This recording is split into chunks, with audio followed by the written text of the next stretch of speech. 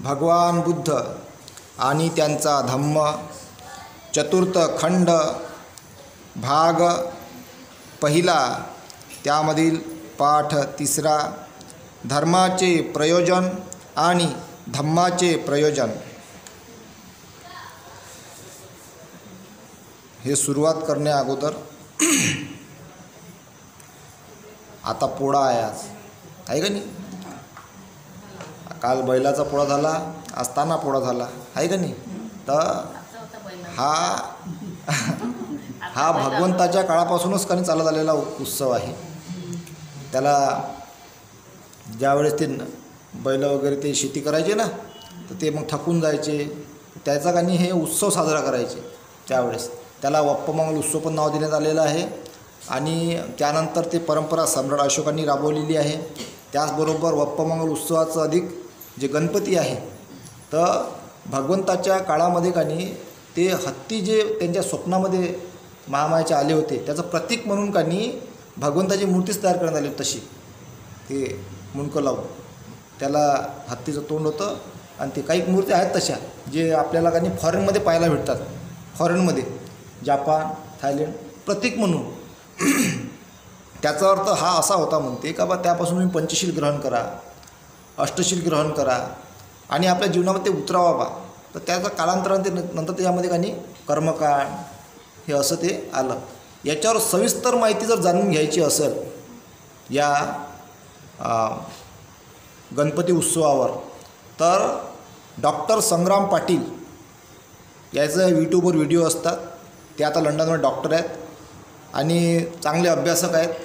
Doctor Sangram Patil ते लहानपणी गणपती बसवायचे. आता ते भगवान बुद्धाचे अनुयायी आहेत. तर त्यावेळेस ते लहान होते, अज्ञान होतं, त्यांना कळलं नाही. आता ते भगवान बुद्धाचे अनुयायी आहेत आणि लहानपणी ते गणपती बसवायचे. तर ज्यांना खरी माहिती जाणून घ्यायची असेल ते महाराष्ट्रातले आपल्या, आणि ते आता लंडनमध्ये डॉक्टर आहेत. त्यांचे यूट्यूबवर व्हिडिओ आहेत, डॉक्टर संग्राम पाटील म्हणून. ज्यांना कोणाला माहिती जाणून घ्यायची खरी आणि इतर विषयावर, खूप विषयावर ते सांगतात आणि प्रामाणिकपणे ते अभ्यास करून सांगतात. असं नाही काही सांगितलं बा, नाही, व्यवस्थित सांगतात, अभ्यास करून सांगतात. डॉक्टर संग्राम पाटील यूट्यूबवर व्हिडिओ आहे, त्यांनी त्यांचे व्हिडिओ पाहावे ज्यांना आवश्यकता असेल. तर हा उत्सव जो आहे वैज्ञानिक उत्सव, बैलाचा पोळा झाला, हे बुद्धिस्ट कल्चर्समधले उत्सव आहेत. याला वैज्ञानिक प्रमाणेच आपण साजरे केले पाहिजे, कारण त्यांना पण आनंद मिळते, ते पण प्राणी आहेत, आहे का नाही? तर अशा प्रकारे आपण ते पाळलं पाहिजे. गणपती भगवान बुद्धांना म्हणतात, पण केव्हा त्यांचं आचरण केल्यानंतर ते लागू होते, तशा प्रकारे त्यांना घ्यावं लागते. त्याचा सविस्तर माहिती डॉक्टर संग्राम पाटील यांच्याकडूनच आपल्याला मिळू शकते. आपण आता पुढे घेऊया. धर्माचे प्रयोजन आणि धम्माचे प्रयोजन. धर्माचे प्रयोजन काय? धम्माचे प्रयोजन तीन.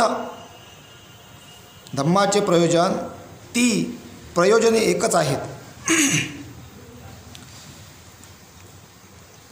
ती प्रयोजने एकच आहेत की भिन्न आहेत? धर्माचे प्रयोजन काय आणि धम्माचे प्रयोजन काय? ती प्रयोजने एकच आहेत की भिन्न आहेत? या दोन प्रश्नांची उत्तरे बुद्धाच्या सुनक्कत आणि पोट्टपाद या ब्राह्मणांबरोबर झालेल्या संवादात आढळतात. एकदा भगवान मल्लाच्या अनुप्रिय ह्या नगरात राहत होते. त्या प्रसंगी एके दिवशी अगदी सकाळी चिवरे धारण करून हातात भिक्षापात्र व दुसरे चिवर घेऊन त्यांनी भिक्षाटनासाठी नगरात प्रवेश केला. रस्त्यात त्यांना असे वाटले की भिक्षेसाठी इतक्या सकाळी जाणे योग्य नव्हे, म्हणून ते परिव्राजक भग्गवा यांच्या आश्रमात त्याला भेटण्यास गेले. भगवानांना पाहून भग्गवा उठला आणि अभिवादन करून म्हणाला, भगवान, या आसनावर बसावे. भगवान बसल्यावर भगवा नावाचे ते एक हे आहे ना व्यक्ती ऋषी. भगवा एका लहान आसनावर बसला आणि भगवंतांना म्हणाला, काही दिवसापूर्वी सुनखत लिच्छवी मजकडे येऊन म्हणाला, मी अलीकडे तथागतांचे शिष्यत्व सोडले असून त्यांचा शिष्य म्हणून त्याजकडे राहत नाही. भगवंतांनी उत्तर दिले, होय सुनखत लिच्छवी, जे म्हणतो ते खरे आहे. सुनखत म्हणाला. त्यानंतर मी त्याला विचारले, सुनखत तू माझ्याबरोबर राहा आणि माझा शिष्य हो असे मी कधीतरी तुला म्हणालो होतो काय? सुनखताने मला उत्तर दिले, नाही, तुम्ही कधीच असे मला सांगितले नाही. मी त्याला विचारले, आणि तू तरी असे कधी म्हणाला होतास काय की शिष्य म्हणून मी भगवंताच्या छत्राखाली राहीन? नाही भगवान, नाही. नंतर मी त्याला विचारले, जर मी तुला सांगितले नव्हते आणि तूही विचारले नव्हतेस तर मग सोडून जाण्याची भाषा तू करतोस याचा अर्थ काय? वेड्या, यात दोष तुझा की माझा? पण भगवान, आपण सामान्य माणसाच्या शक्तीबाहेरील असे चमत्कार मला करून दाखवित नाही. सुनखत बोलला, अरे सुनखता, मी तुला असे कधीतरी म्हटले होते काय की तू मला गुरु म्हणून स्वीकार कर आणि मी तुझ्यासाठी असामान्य चमत्कार करून दाखवीन? नाही भगवान, तुम्ही असे कधीच आश्वासन दिले नव्हते. तू कधीतरी आपला असा विचार मजपाशी व्यक्त केला होतास काय? नाही भगवान, नाही. जर मी तसे बोललो नसेन आणि तूही तसा बोलला नसशील तर वेड्या माणसा, मला सोडून जाण्याच्या तुझ्या भाषेचा अर्थ काय? तुला असे वाटते काय की माझ्या धम्माचे प्रयोजन असामान्य चमत्कार करून दाखविणे अथवा न दाखविणे हा आहे? माझ्या धम्माचा उद्देश जो त्या धम्मानुसार आचरण करतो तो आपल्या दुःखाचा नाश करू शकतो, हा नाही काय? भगवान, असामान्य चमत्कार करून दाखवा अथवा दाखवू नका. तथागतांच्या धम्माचे उद्देश धम्मानुसार जो आचरण करतो त्याच्या दुःखाचा परिहार होऊ शकतो, हा आहे. सुनखत, जर धम्माच्या उद्देशाच्या दृष्टीने पाहता असामान्य चमत्कार केले न केले तरी त्याचे महत्त्व नाही, तर मग तुला चमत्काराच्या प्रदर्शनाचे एवढे महत्त्व का वाटते? पहा मूर्खा, ह्या सर्व प्रकारात दोष तुझ्याकडेच येतो. भगवान, परंतु आपण मला वस्तू जातीचा आरंभ कसा झाला याचा साक्षात्कार घडवित नाही. सुनखता, मी तुला कधीतरी असे म्हटले होते काय की तू माझा शिष्य हो आणि तुला मी वस्तू जातीच्या आरंभाचा साक्षात्कार घडवीन? नाही भगवान, नाही. किंवा तू तरी मला असे कधी म्हणाला होतास काय की तुम्ही मला वस्तू जातीच्या आरंभाचा साक्षात्कार घडवा म्हणजे मी तुमचा शिष्य बनेन? नाही भगवान, नाही.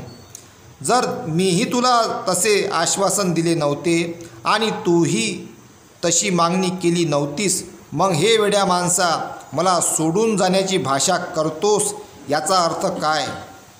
माणसाचे पाप नाहीसे करण्यासाठी वस्तू जातीच्या आरंभाचा साक्षात्कार घडविणे अथवा न घडविणे हे माझ्या धम्माचे प्रयोजन आहे असे तुला वाटते काय? माझ्या धम्माचे उद्देश जो त्या धम्मानुसार आचरण करतो तो आपल्या दुःखाचा परिहार करू शकतो, हे नव्हे काय? भगवान, वस्तू जातीच्या आरंभाचा साक्षात्कार घडविला अथवा न घडविला तरी तो तथागतांच्या धम्माचा उद्देश नाही.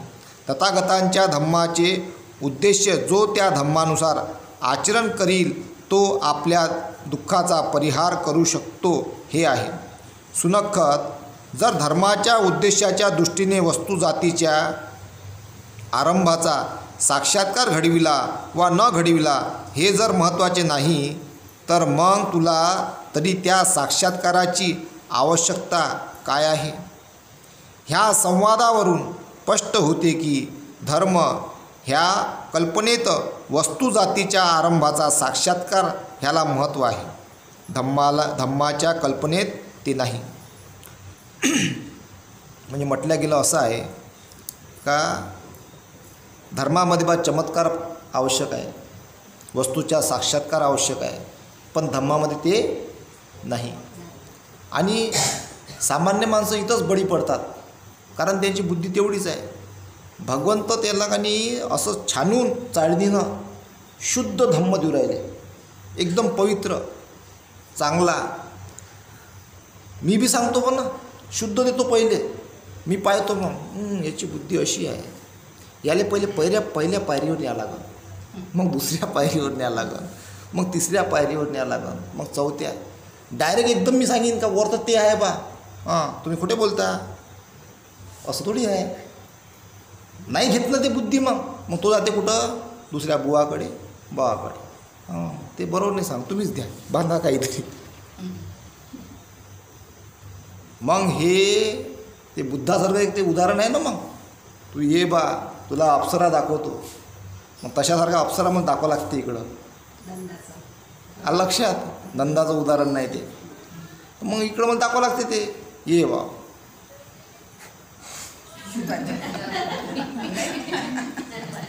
किंवा जल तोंड धुंदे लागते थोडंसं मध्ये पाण्यानं, तर ऐकते मग का नाही बा काहीतरी आहे, कारण एकदम नाही घेत ना.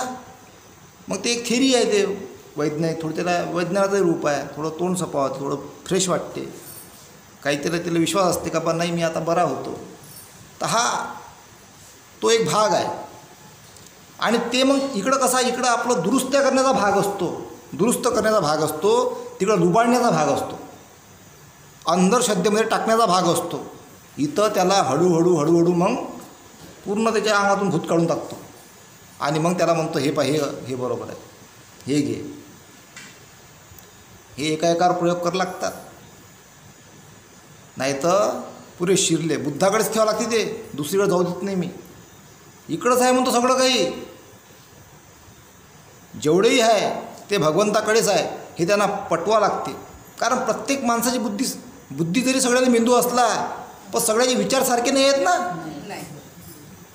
सर्वांचे विचार सारखे नाही आहे. कोणाचे एवढूशे आहे, कोणाचे एवढे आहे, कोणाचे एवढे आहे, कोणाचे एवढे आहे, कोणाचे एवढे आहे. मग त्या सगळ्या विचारधारेला भगवान बुद्धाशी जोडा लागते. का जोडा लागते? नुकसान धम्माचं नाही आहे, भगवंताचं नाही आहे, धम्माचं नाही आहे, संघाचं नाही आहे. नुकसान आहे त्या माणसाचं. जर तो भटकला कुठं, तर तो सत्यापासून भटकून जाईल पूर्णपणे.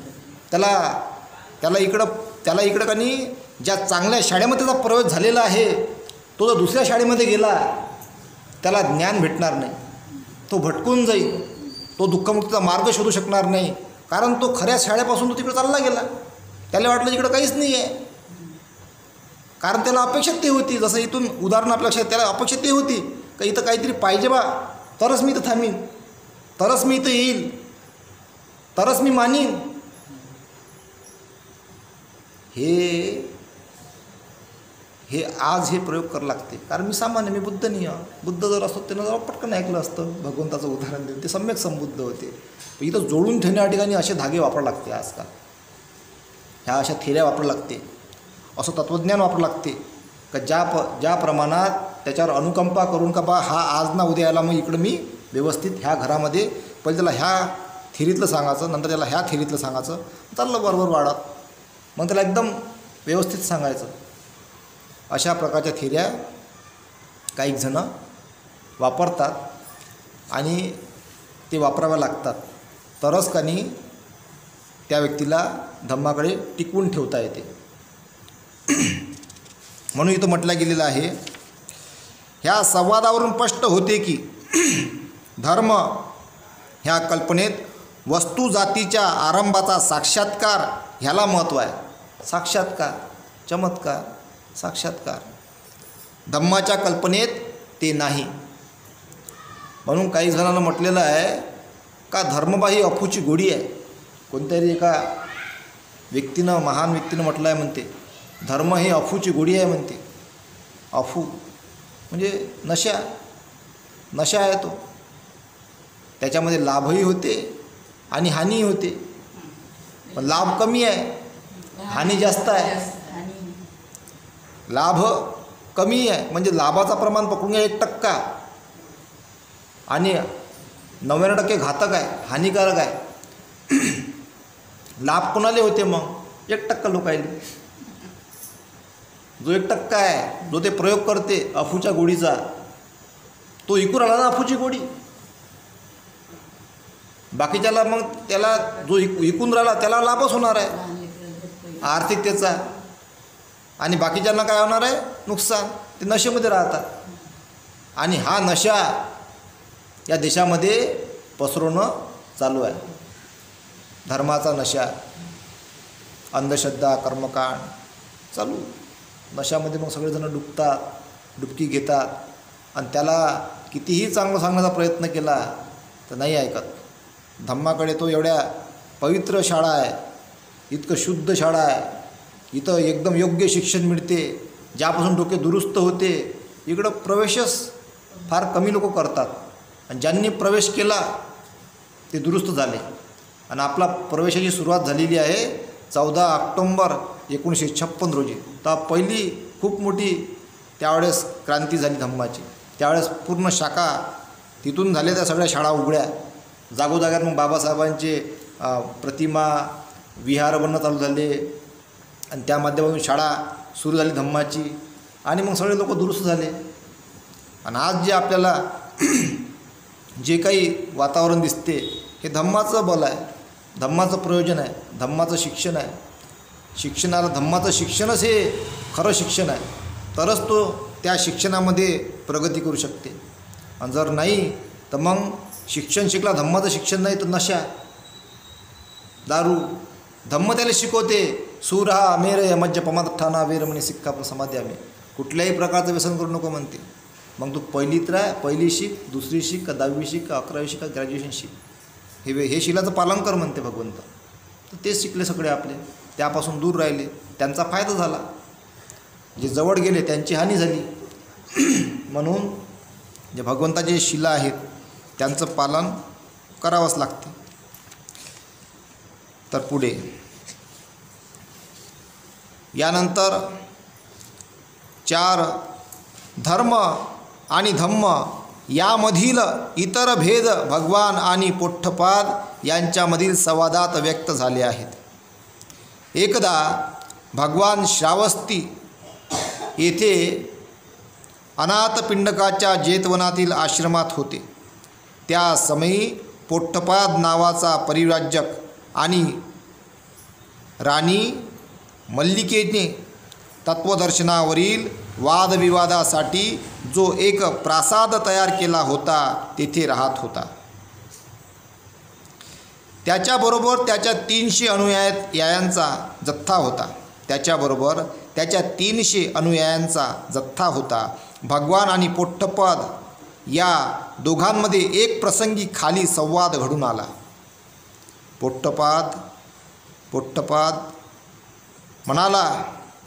पोट्टपाद म्हणाला, जग शाश्वत आहे काय? आणि ते शाश्वत आहे, आणि इतर सर्व तत्संबंधी मते चुकीची आहेत असे आपले म्हणणे आहे काय? पोट्टपाद, ह्या विषयावर मी काहीच मत व्यक्त केलेले नाही. यानंतर पोट्टपादाने भगवंताला खालील प्रश्न विचारले. जग शाश्वत नाही काय? जग शांत आहे काय? जग अनंत आहे काय? आत्मा आणि शरीर ह्या 2 भिन्न वस्तू आहे काय? ज्याला सत्य सापडले आहे त्याला मरणोत्तर अस्तित्व आहे काय? त्याला मरणोत्तर अस्तित्व नाही काय? त्याला मरणोत्तर अस्तित्व आहे आणि नाही असे आहे काय? त्याला मरणोत्तर परत अस्तित्व नाही, अथवा त्याला मरणोत्तर अस्तित्व नाही असे नाही काय? पहा किती कन्फ्यूज करणारे प्रश्न आहे. दिमागच खराब होऊन जाते असे प्रश्न आहेत. म्हणजे समजावं तर काय समजावं? काही प्रश्न असे आहेत, नाही का नाही काय? पहा काय आहे काय तर आहे काय. म्हणजे बा लय मोठा विषय आहे, याच्यावर सविस्तर मांडणी करावी लागते, चर्चा करावी लागते याच्यावर, तेव्हा कुठे हे प्रश्न समजते. कन्फ्यूज केलं त्यांना प्रश्नामध्ये. आणि म्हणून भगवंत पुढे म्हणतात, म्हणून पुढे म्हटलं गेलेलं आहे, या प्रत्येक प्रश्नाला भगवंतांनी एकच प्रकारचे उत्तर दिले. पोठ्ठपद, या विषयावर मी आपले मत व्यक्त केलेले नाही. हेच त्याचं उत्तर होय. काय म्हटलं भगवंतांनी? पोठ्ठपद, या विषयावर मी आपले मत व्यक्त केलेले नाही. हेच उत्तर होय. या विषयावर भगवंतांनी का मत व्यक्त केलेले नाही? कारण या प्रश्नाच्या उत्तरापासून काहीच लाभ नाही. या प्रश्नाच्या उत्तरापासून काहीच लाभ नाही. त्याचा धम्माशी संबंध नाही. ते सदाचरणाच्या कोणत्याही घटकाला उपकारक नाही.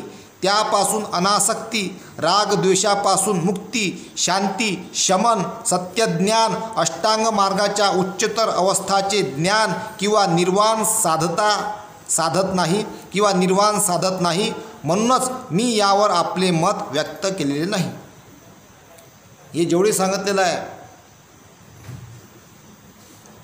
अनासक्ती, राग द्वेषापासून मुक्ती, शांती, शमन, सत्यज्ञान, अष्टांग मार्गाच्या उच्चतर अवस्थाचे ज्ञान किंवा निर्वाण साधत नाही, म्हणून मी यावर आपले मत व्यक्त केलेले नाही.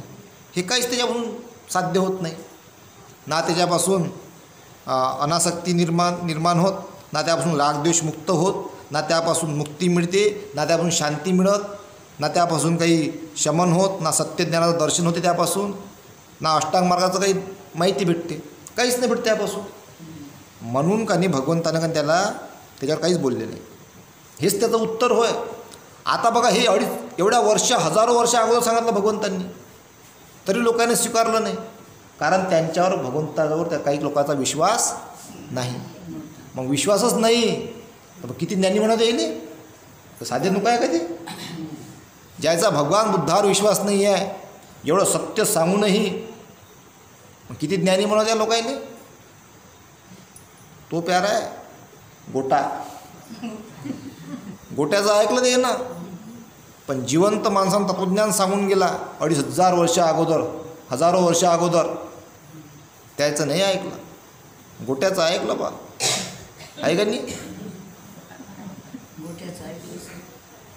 दगड, गोटे, माती, आहे का नाही? वानेर, बैल, लय जनावर आहेत, वाघ आहे, सिंह आहे, यायचं ऐकलं. पण भगवान बुद्धाचं नाही ऐकलं. भगवान बुद्धाचं ऐकलं तुकाराम महाराजांनी. त्यानं बुद्ध मांडला. ते वैकुंठाला गेले. शोधा कुठं आहे वैकुंठ. वैकुंठ मग चूप केलं, द्यायले थांबवलं.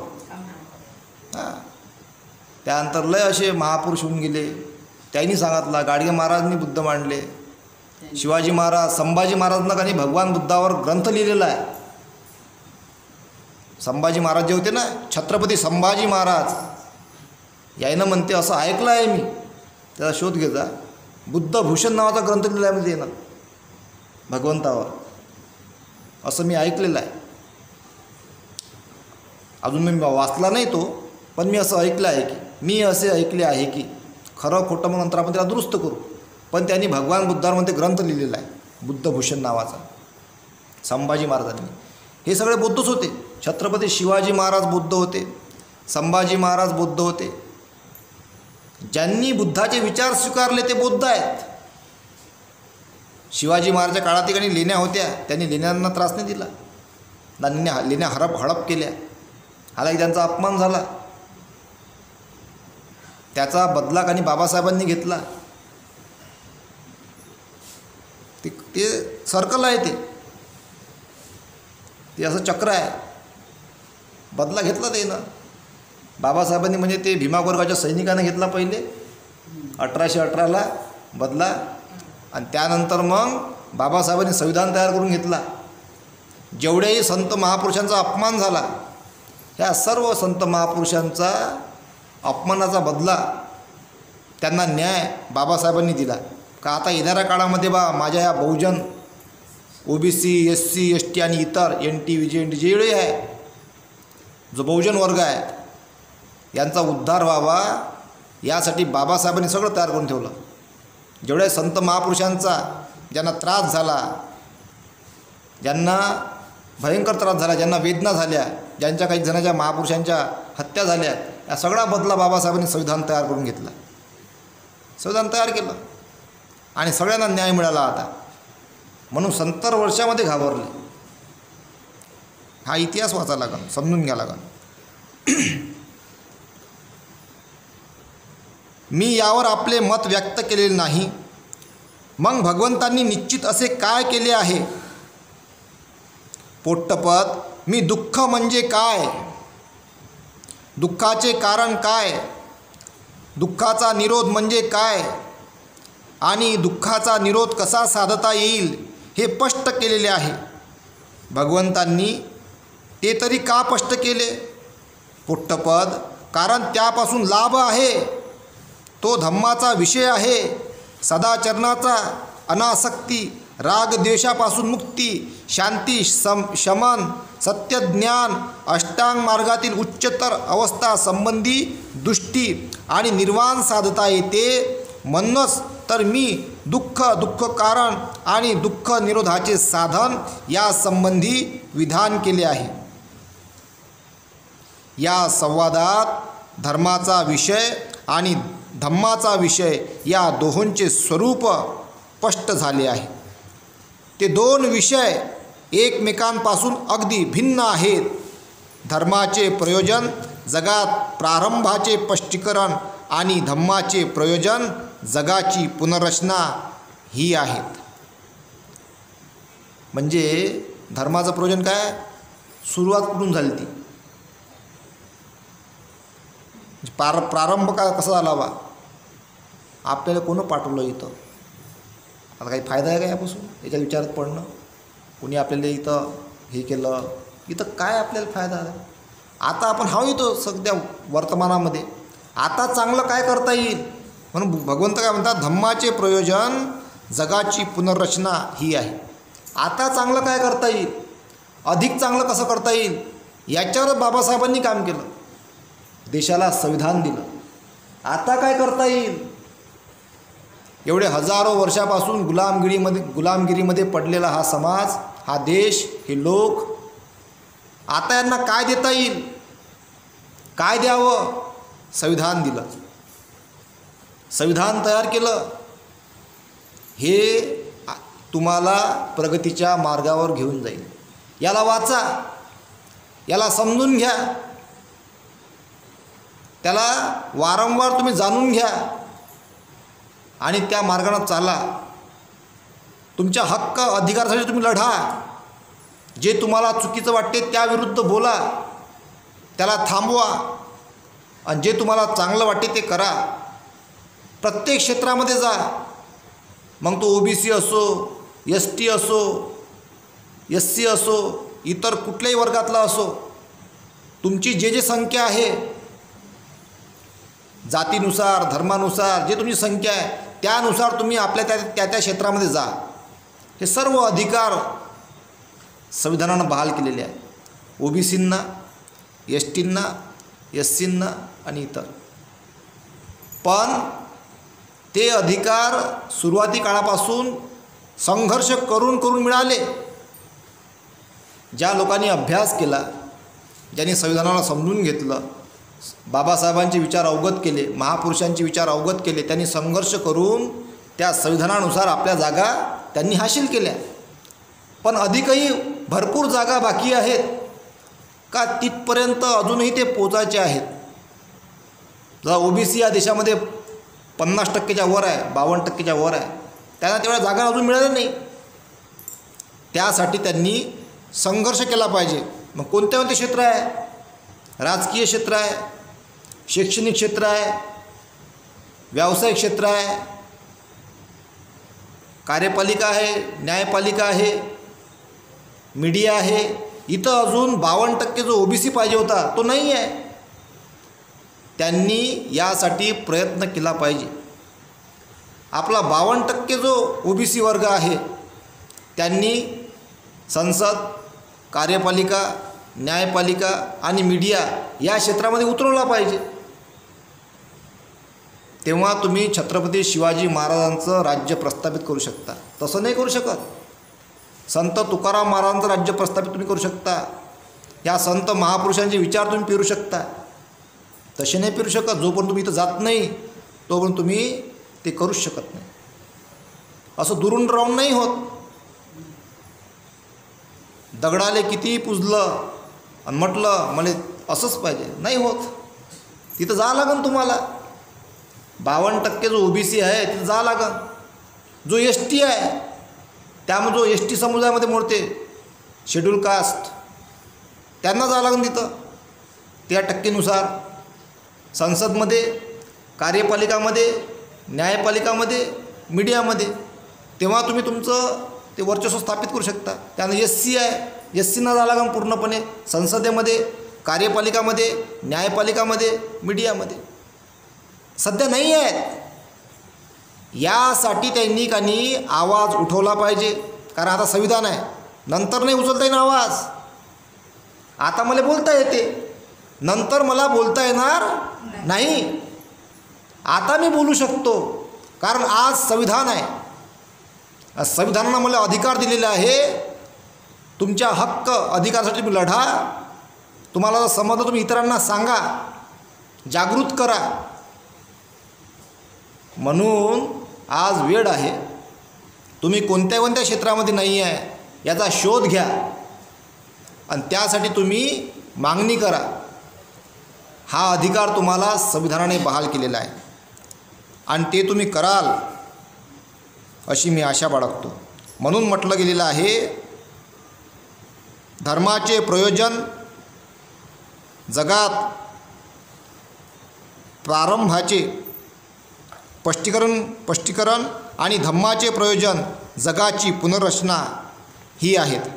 धर्माचे प्रयोजन जगात प्रारंभाचे स्पष्टीकरण आणि धम्माचे प्रयोजन जगाची पुनर्रचना ही आहेत. आपल्या पुनर्रचना करायची आहे. जे आपण आज आहो, धर्माच्या बाबतीत पडले तुम्ही तर गुरफडून राहा आणि धम्माच्या ह्याच्यात उतरले, तुम्हाला पुनर्रचना करावं लागेल. का आता चांगलं काय करता येईल? माझे मुलं बेरोजगार का आहेत? माझ्या मुलांना चांगला दवाखाना का मिळत नाही? माझ्या मुलांना चांगलं शिक्षण का मिळत नाही? इतकी बेरोजगारी का वाढली? इतक्या आत्महत्या का होत आहेत? ह्या सगळ्या ज्या समस्या आहेत याचं तुम्हाला काही पुनर्रचना करावं लागेल. हे धम्म शिकवते तुम्हाला. हे संविधानने तुम्हाला अधिकार दिलेला आहे. ही बाब समजून घ्या लागेल. जिथं जिथं तुम्ही अपुरे पडलेले आहेत त्या त्या क्षेत्रामध्ये तुम्ही का नाहीत यासाठी तुम्हाला काही शोध घ्यावा लागेल, पुनर्रचना करावी लागेल, तिथं जावं लागेल आणि आपले हक्क अधिकार मिळवावे लागेल आणि ते तुम्ही मिळवाल अशी मी आशा बाळगतो आणि इथेच थांबतो. साधू साधू साधू.